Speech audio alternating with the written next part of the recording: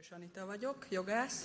Hi there, well, welcome to all of you. My name is Anita Eros, I'm a lawyer, and I've been dealing with IT security for like 7 years.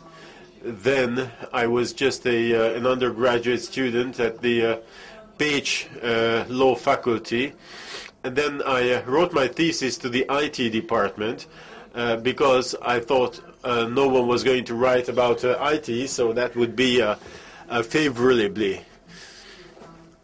accepted. Therefore, I went to Peter Pop to help me, and then I wrote the thesis, and then I started my legal career in this domain. And this is how I got in touch with IT security, primarily in case of contracting.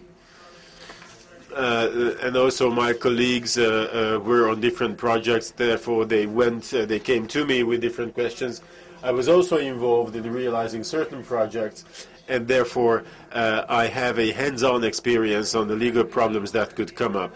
Let's just now talk about social engineering, which actually is becoming increasingly important. Like how to penetrate without unexpected consequences. Why is it important to talk about that? Now, social engineering is, especially for consultants, a very interesting thing because of their daily activities. No, stepping out from their daily activities, they make very interesting scenarios on how they could lay hands on interesting pieces of information. Now, they can also make certain steps, which steps, however, are constitute the breach of law. Therefore, we have to be aware, when realizing such a project, we have to be aware of what sort of protected areas we may enter and what sort of sanctions there could be against us. So how to realize a project in such a way that it would be legal. What are we going to talk about today? First of all, we're going to talk about the definition of social engineering so that all of us would speak the same language from now on here in this room. And this presentation is going to be about contract for social engineering, so not about the malicious social engineering where we would like to obtain certain advantages for ourselves. We'll also look at the legal boundaries, and we will list the techniques used in social engineering and how these techniques could remain within the domain of legality and what sort of laws and legislation are the boundary, and then we will also talk about what we get as a result. So let's first look at the definition. Wikipedia says that that social engineering is the act of manipulating people into performing actions or divulging confidential information.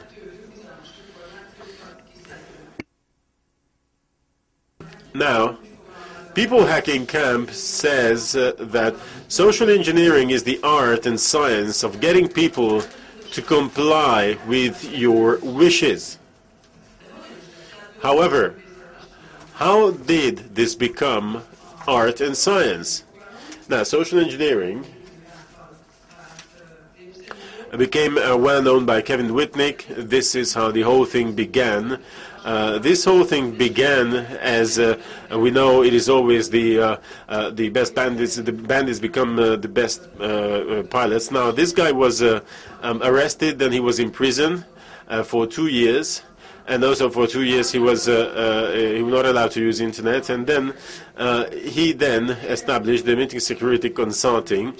So the guy who formerly was therefore a criminal, used his experience and activity, his experience to turn that into a money-making activity. But once I asked him whether he loved his profession, he said yes, of course he did. He said that yes, we have an activity that could constitute a crime, and then we legalize that, and we are also paid. There are two books. One is The Art of Intrusion, and the art of delusion. Now, what is the objective of the social engineer? The malicious social engineer tries to get unauthorized access to systems and information, or to commit fraud, to try to try to steal identity, and also to disrupt systems or networks. Now, this is what the security advisor or consultant does as well, however, with a different purpose, because we have the good consultants who actually want to show us through these, through depicting the loopholes and through depicting the security threats, to show us to what extent our security system is vulnerable. And if we know the vulnerabilities, we know how to act against them and how to eliminate these security shortfalls. As I told you, this presentation is about a contract for social engineering. I'll try to give you a couple of facts and figures. What is important in case of contracts for social engineering, what we have to pay attention to. Now, first of all, it is the contract themselves, the contract itself. The contract is actually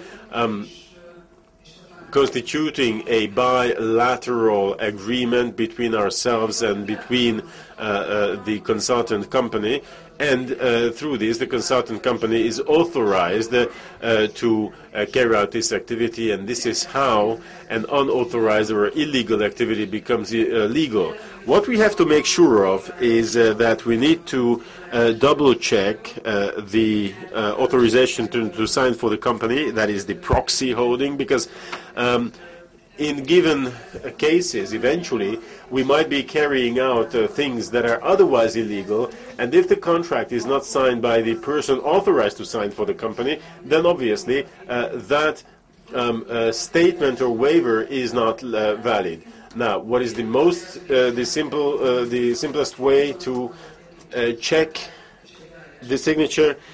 We ask for a specimen signature and also an extract of list of companies, and we try to have the contract signed by the party or the person that is nominated therein.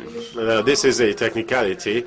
However, the description, whether the description of the task is within the subject of the agreement or it is rather annexed to the agreement, this is just a technicality. Anyway, we need to put down what we are going to do, what the steps and methods and modalities, tools and means of this activity are going to be, who is going to participate, what sort of spaces we might enter, and if the customer also wants this, certain exclusions or certain limitations could be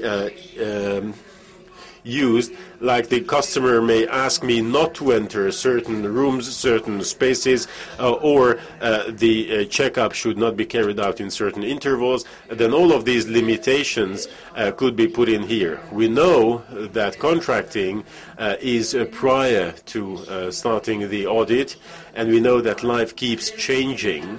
Therefore, it might very well happen that our scenario changes as well.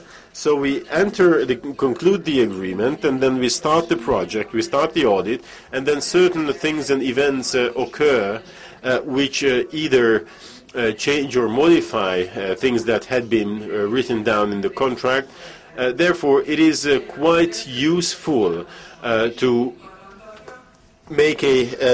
keep the project up to date and to have a project manager, which project manager can keep the project up to date and can always have the necessary approval of the customer in order to carry on with the new phases of the project or the phases of the modified project. In case of social engineering audits, there are certain tasks and certain steps. Like, for example, we go around in a certain business center, not a business center, but an office building, and then we're just walking around looking for vulnerabilities, and then it also happens that the information is known, the contract is known by the CEO, the general manager, known by the CIO, but not necessarily known by the security guard.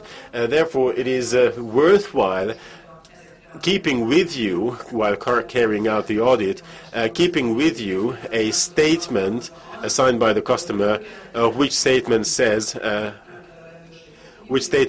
that you're legally carrying out this activity, and then that you could be released in case the security guard gets you. Now, due to these things, also a POC is important. A POC who is always available should there be any problem in the course of the audit.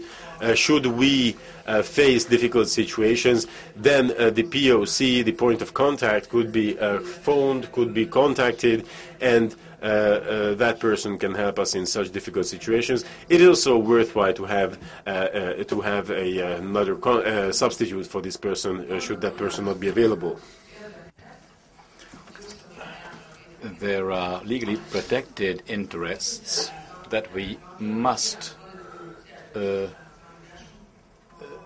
observe despite having authorization to perform the task. Let me name just a couple of these areas that shall not be transgressed because that would go against the law. One is business secrets, protected by civil code.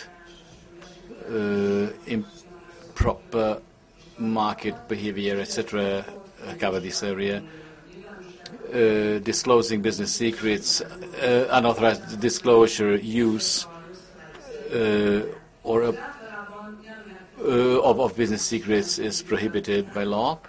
This usually is not a problem with social engineering investigations, because if our contract includes a confidentiality agreement, a confidentiality clause, then then we are authorized to access business secrets. Obviously, we are not to disclose them. But if the customer does not provide, does not allow access to this information, then we should be very careful about what we gain access to.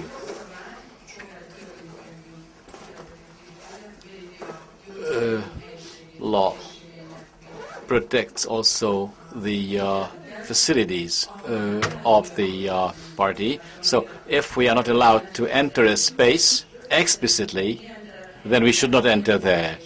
This covers sites, offices, parts of offices like a server room. Let's say the customer does not want us to enter the server room, then we should not do so. However, if we are allowed to do that, then the contract should state that we may access any and all locations of that site. Privacy, usually a problem. When we design our methods for the task, we should take that into account. When we think about what we are going to do, we should then think of how of whether we use personal data, and if we do, how much. Do we need to get permits for using these data, or whether we should, or we should solve the task without having to access personal data. Then logo usage is also protected by trademark law. Goodwill. I don't know how many of you do such investigations, but it's always very important to observe the laws and regulations currently in force, because I may browse laws about my planned activity on the internet, but I may hit on a copy that is a year old and not in force anymore. And also, it's very important that you consider the laws and regulations of the given country you're operating in. What I'm talking about is Hungarian law, but if you're asked to go abroad to another country and do the work there, then you should get informed about the laws and regulations of that specific country and the newest level. What happens if we, despite all of this that I just said, we do cross legal borders?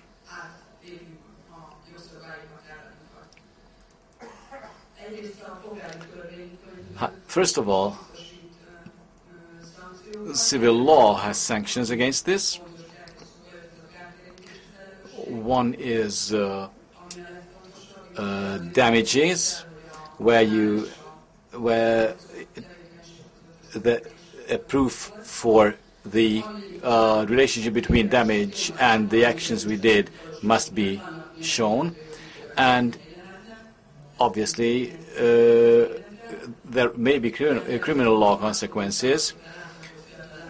This young man, like that you see in the picture, you see that he's detained, so he does not work on IT security for a while.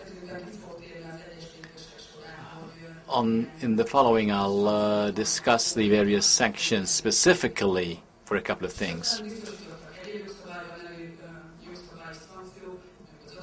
There are remedies ensured by other legal regulations, like contacting the Ombudsman, the Office for Economic Competition in Hungary, for business competition in Hungary. So let's have a look at the various techniques, one being piggybacking. Piggybacking is the social engineering method where you join a group and with them together enter a space that requires authorization. You join the group, like workers or office staff, and thus avoid or bypass this entrance checking. For instance, you may not anymore work with a specific company, but the security guard does not know this, and since I'm a nice young girl and he knows me, I can say, sorry, I left my card at home, but I need to go in, so could you please allow me in? And he will. In this case and similar cases, there are nothing that is against the laws. It's the security guard not observing security regulations, but going one step further, I may forge entrance cards, taking a sheet of paper, color pencils, and draw logos and whatever I want, and design a card that would allow me to get in. If I do enter that space using that card, this is then forgery of a private document in under Hungarian law, and if you use a private document that is forged or contains invalid data or not untrue data to access a space or do something, then you are subject to punishment. I'm actually trying to prove my right to enter a space I'm not really authorized to enter, and this is this I do using a false document. In cases like this, when you want to use this method, you are advised to ask for a card that is our customer's card that he will activate. Obviously, if he didn't activate it, I could enter any space I want where that card is needed, then no search engineering would be required. So I get an inactivated entry card. So I'm not using a forged document. It is a real document provided by the customer.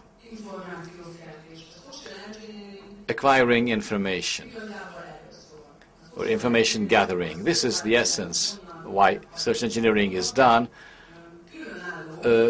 Trying to piece together separate bits of data compiled into a system that you can then use to get access to other confidential information. Information gathering could be done, for instance, by going to the customer and passing myself off as a university student. I say that I'm writing my thesis, and I'd like to ask a couple of questions from people working there. Since people are very nice, studies are always supported by people. Universities, what a nice girl. Why not help her? So it may happen that that they give us important and confidential bits of information they should not disclose to third parties. What in these cases, so the question is whether you have cheated with this. Well, in Hungarian law, it is when you lead somebody to believe something in order to gain illegal profits, but obviously you don't have you don't want to get illegal profit. You have a contract with the customer, and if you get money for what you are doing, then this is why you will get the money, because you have been hired to do exactly what you are doing. Hopefully you can avoid causing damage, so this is not illegal under Hungarian law. However, a problem may be when I use the personal data of somebody, if I pass myself off as some existing other person who has not authorized me to use his or her data for the purpose of impersonating him or her. If you use that method or use your own personal, then you should use your own personal data or personal data of a non-existing person and compile a persona from these non-existent personal details. Another technique can be when you phone in to the help desk or to customer service or to accounting, and you pass yourself off as somebody else. You impersonate, for instance, the boss of the person who is sitting there, and the person is very afraid of the boss but would like to comply with the boss's requirements and do his or her work well. So that person may divulge to me confidential information based on this false belief.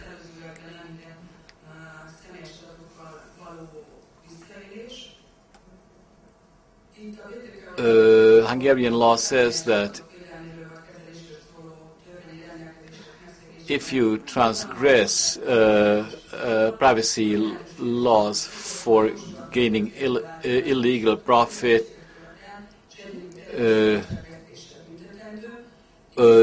is liable to up to 1 year prison.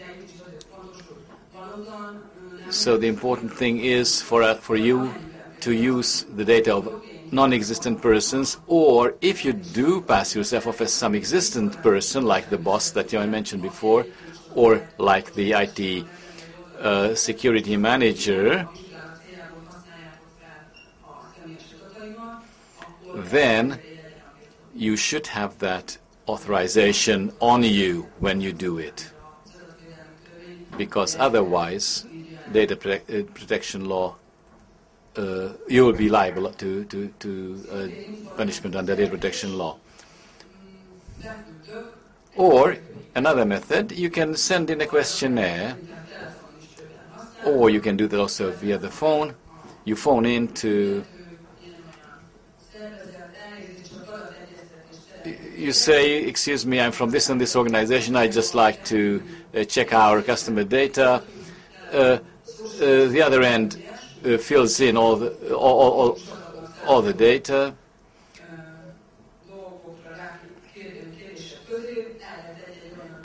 What the hacker can here do is to hide one or two questions requesting confidential information among a lot of other questions that are totally public data.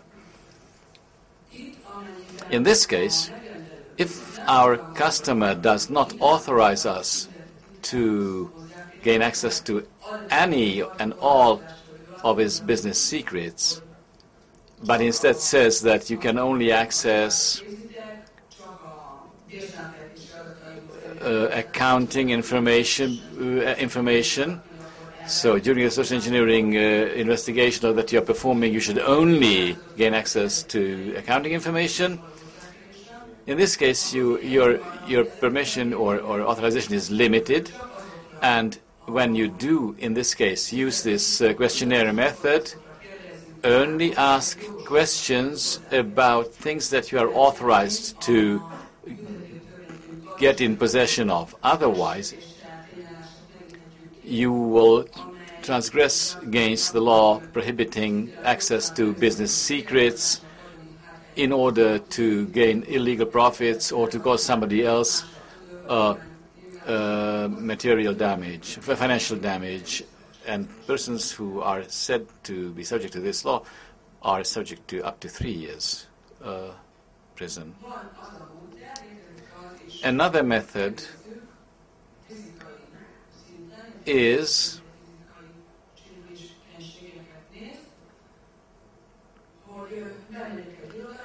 to enter an office space and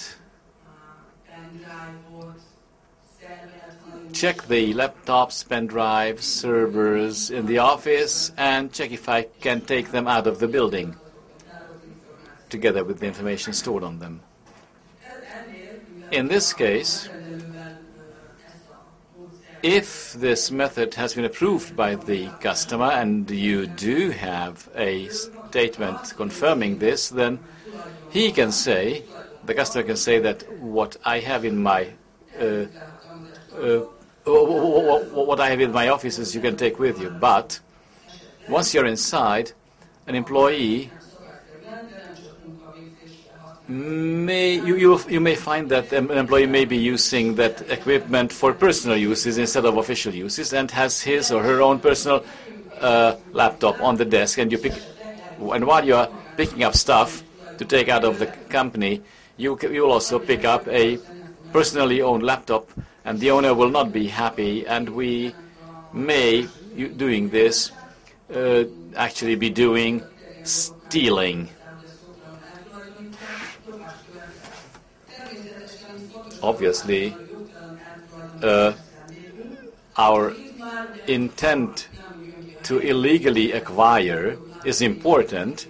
Obviously, we can say in this case that we are doing a security audit, and this is part of it. So in order to avoid such misunderstandings, it is better to not take these objects out of the office. Instead, you could put a sticker on them and photograph it, and the sticker says, I could have picked this up and taken it out of the office. And you can then attach these photos to your audit report.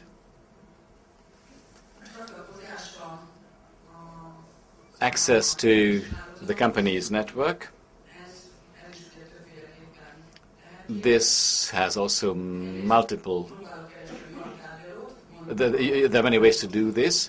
For instance, you can find a conference room where you can connect your computer and access the company network, but you could also get into the company get a pen drive into the company that you somehow connect or have connected to a computer to access the network. When you discuss your scenario with the customer, then you should remark that you are going to use this method,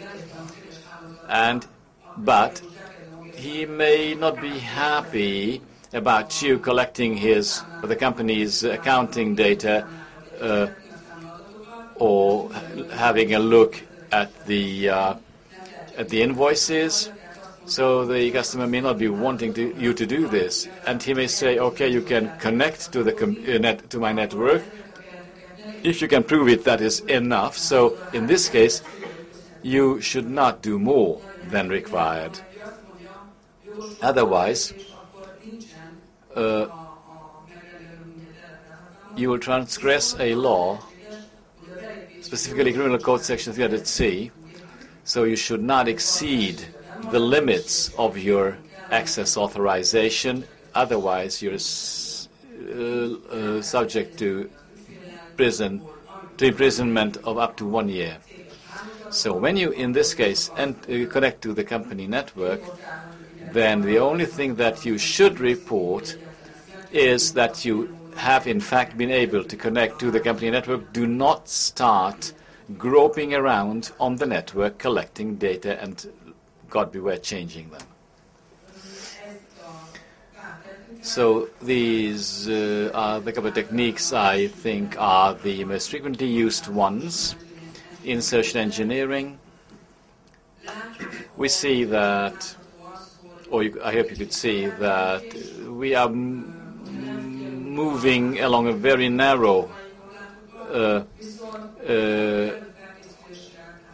border between legal and illegal, so you have to first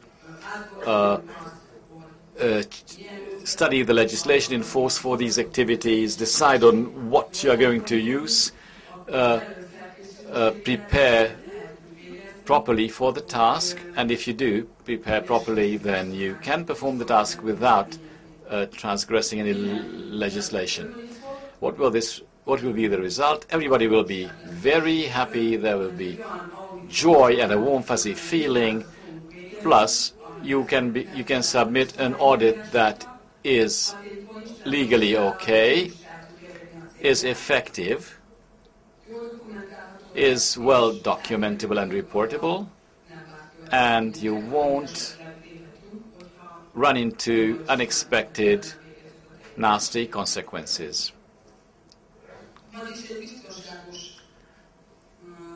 So if you do all this properly, then you will be moving around in a safe zone, you will be performing a safe audit,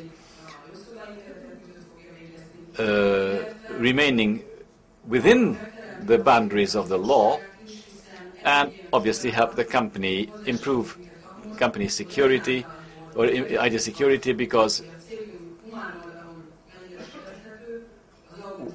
if we can map the vulnerabilities, the social vulnerabilities of the company, then we can offer and provide security awareness training, security control policies that will then help the company improve its security. Thank you.